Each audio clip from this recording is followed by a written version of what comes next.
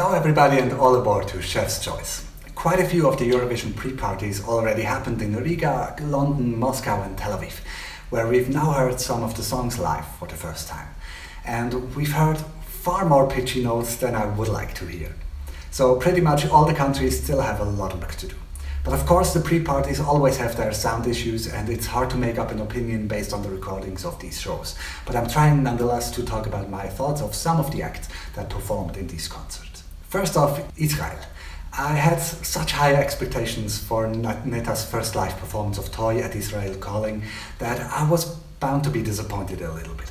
Apparently she said that this is a very stripped back performance and there will be a lot more going on stage in Lisbon, so I still think Israel will be able to win, but clearly she was nervous in the beginning and I thought she didn't come across as comfortable on stage compared to her performances in Israel's national selection. I'm still behind this, but it was a slight reality check that still everything is possible. A country that exceeded my expectations for the pre-shows is Slovenia. She was the first performer of the night in Tel Aviv, and even though she was alone on stage, she brought the energy of 10 people. I loved everything, from her styling to her dancing, and I felt like she doesn't even need more people on stage. But of course, the stage in Lisbon will feel a lot bigger, so she might need the support.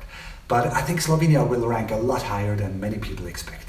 Austria's Cesár Sampson was another positive surprise for me when he performed in London, because he gave the song live and he felt very at ease on that stage. But then he performed again in Tel Aviv and he lost me again. There wasn't the same energy that he had in London, so I don't know what happened. But could someone tell me what's the deal in London? Are the acts really singing live? Because a lot of performers had moments where they held the microphone to the audience, but the vocals kept going. So if anyone really knows how it's done in London, please tell me. Another country that fulfilled my expectations is San Marino, but my expectations were really low, so it's not a good thing. There's no taste, no connection between Jessica and Jennifer. Vocals are all over the place. And while we're talking about pitchy notes, we have to talk about Russia. Yulia and her backing singers performed in Moscow. So I guess they did everything to make her own participants sound good.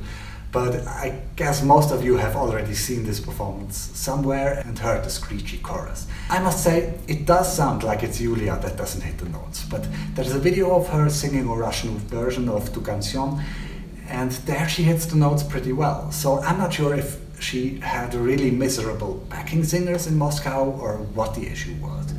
But it definitely wasn't a good promotion event for Russia. I guess we'll find out in Lisbon. But let's get back to something positive. Ireland. I think Ryan O'Shaughnessy could really be a surprise for many people.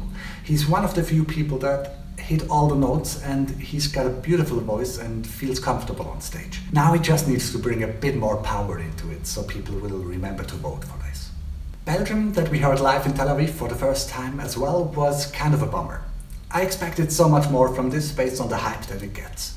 Yes, it's a good song, but her voice constantly broke during the chorus.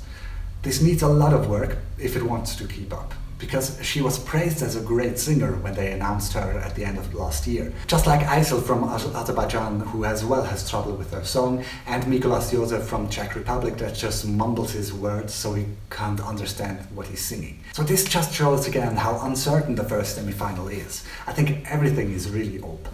I can't talk about every country because unfortunately I don't have enough time, but there are a few others that surprised me positively, like Latvia, Armenia, Iceland and France, and others that I didn't like so much, like Denmark, Australia, Belarus, Lithuania. Overall, I don't have a great impression of many acts in the pre-parties, but maybe this will change in Amsterdam tonight. So that was just a quick ramble about the pre-shows so far. I think we have one of the most unpredictable years ahead of us, which is exciting.